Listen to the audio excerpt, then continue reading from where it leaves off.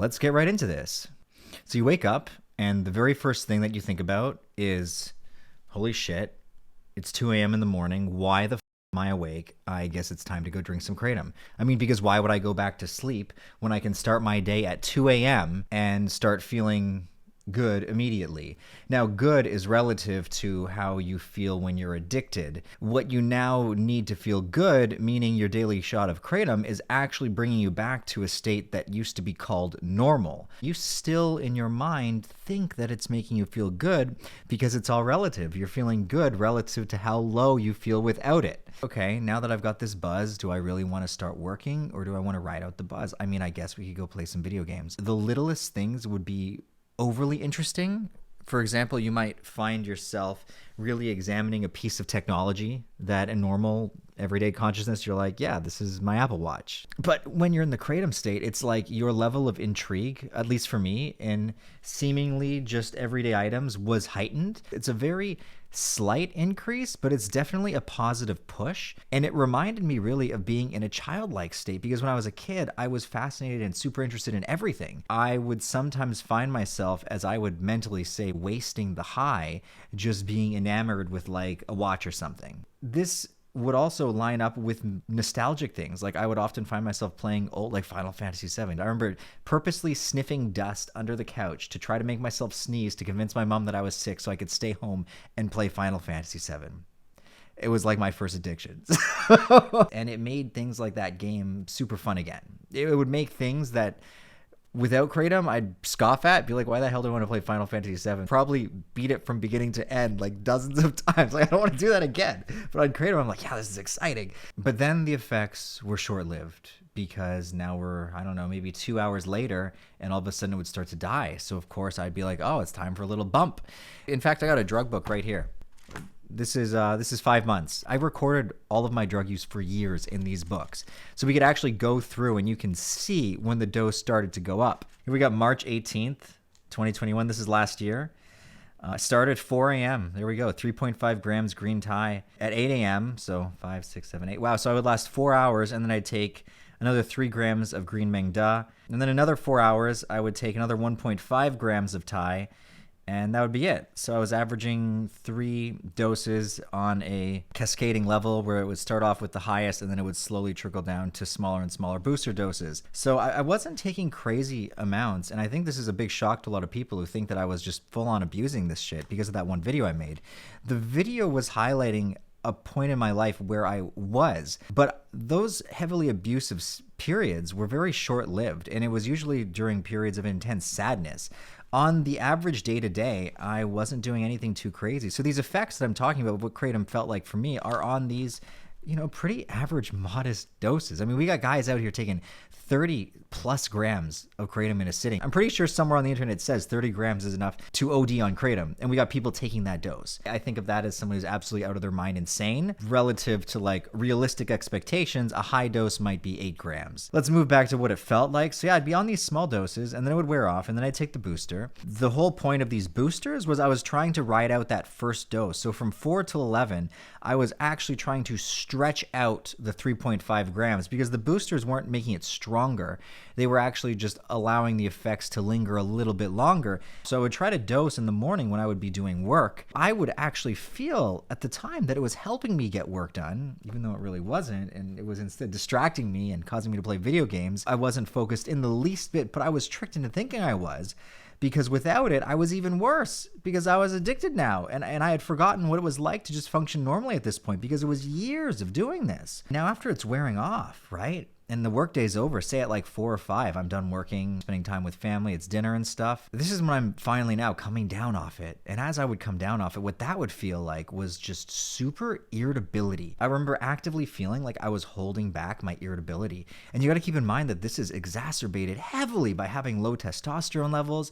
It threw my hormones out of whack. My adrenals were probably going haywire. So all of these bodily functions were being totally thrown off by the lack of sleep, by the addiction itself. I must have been an absolute nightmare to be around. And keep in mind that I would be doing my best to be pleasant, to put a cheery face on. But meanwhile, as the effects are wearing down, what this feels like is grumpy, low. All of a sudden your energy just gets sucked out of you, and all you can think about is your next dose. All I would be doing after that final one was looking forward to the next morning. And it's like you are actually just living for the next fix. It is the most miserable form of existence that I've ever endured, because things that should make you happy.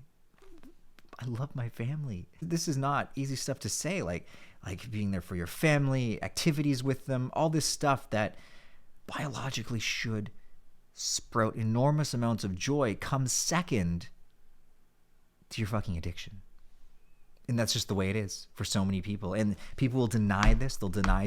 They don't want to admit just how much it has its hooks in them. And really, people who say that Kratom's not this horrible drug, well, I don't think any drug is horrible, but it's how people use them.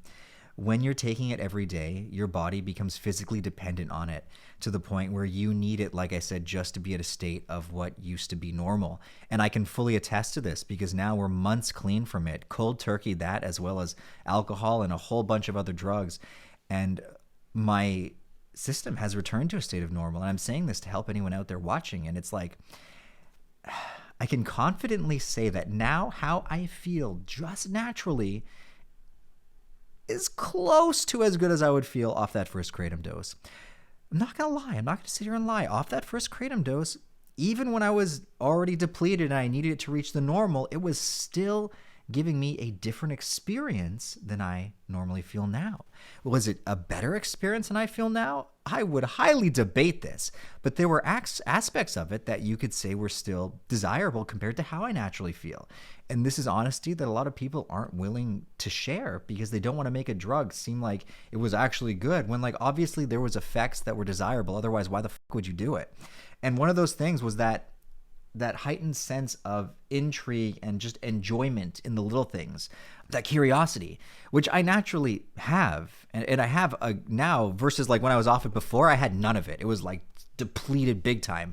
Now, being clean, I have a natural curiosity for things, and I've returned to some of my childlike wonder, but it's nowhere near the level of like excitement and just like happiness that you would feel during those brief 30 minutes to an hour. And when I say 30 minutes to an hour, I mean it would feel like max 30 minutes to an hour. That's when the effects were peaked, and after that, you would be aware that it was declining. It was like as soon as after that hour and it would decline, you feel the itch in the back of your head, and it would be like, well, these effects are lessening. Maybe you should take more. And you're constantly trying to cut deals with yourself. Never cut deals with yourself. This is the road to severe dependence, okay? Mega addiction. As soon as you start cutting deals, it's all over. It's all downhill after that. But so I'd be like in these mental arguments, and I'd be like, no, you gotta wait till 8. Because every time, say I would mess up, I mean, we could probably find a time right now if we really want to go through it, and say I dose earlier than like 4 hours, I dose again at 8. Then I'd end up dosing twice.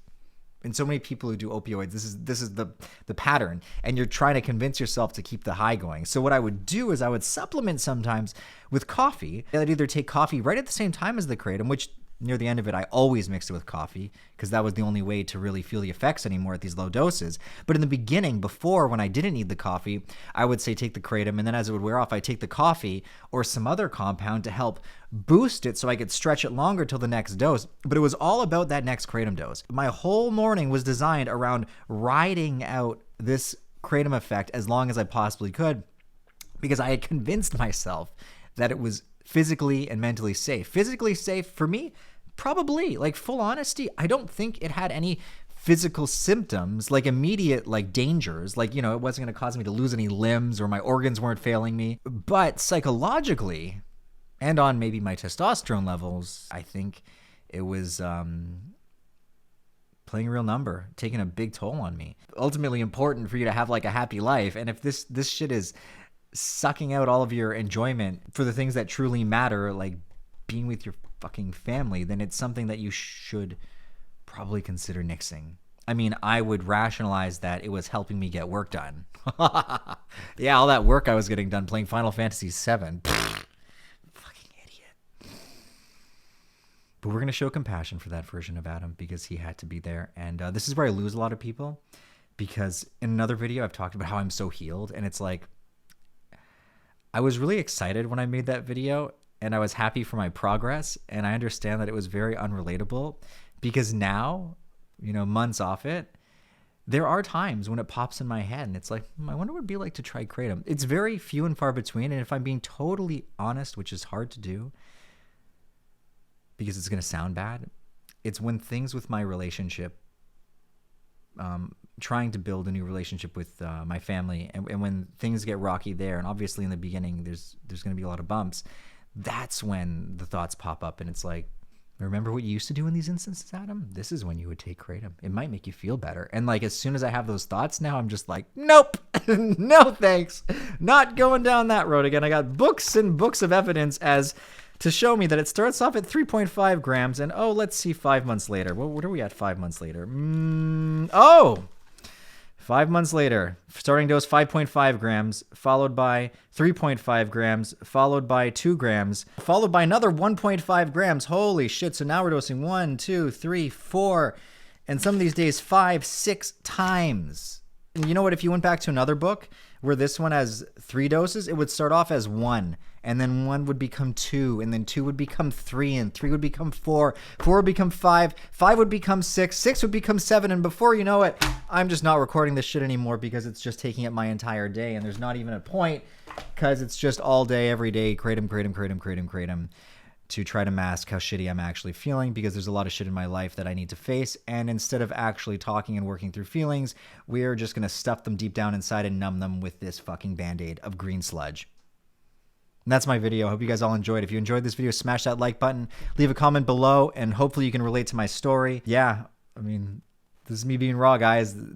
These were dark times. I mean, everyone who says Kratom's not a serious drug, it worked to numb me, which made my life so much worse because I never actually faced anything, which is what I've been working on doing now. And it's not easy. It is not easy. It is the most challenging thing I've ever done. So I think a lot of people were rubbed the wrong way by my last video about this because I made it sound like it's easy. And I was really just excited to share. Yeah, I got to be more careful with some of the stuff I put out there because I don't want to paint the wrong picture.